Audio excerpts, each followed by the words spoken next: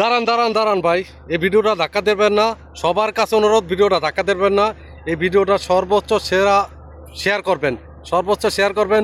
এই ভিডিওটা সকল প্রবাসীর জন্য, সকল প্রবাসী ভাই বোনদের জন্য এই ভিডিওটা বেশি বেশি শেয়ার করবেন।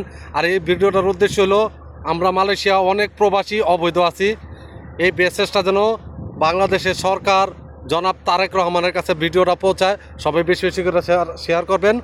আর সবাই অনুরোধ, বেশি করে শেয়ার করবেন। আর জনাব তারেক রহমানের কাছে একটা অনুরোধ, মালয়েশিয়া অনেক প্রবাসী ভাই অবৈধভাবে ঘুরতেছে, কাজ পাইতেছে না, খাইতে লইতে পারতেছে না।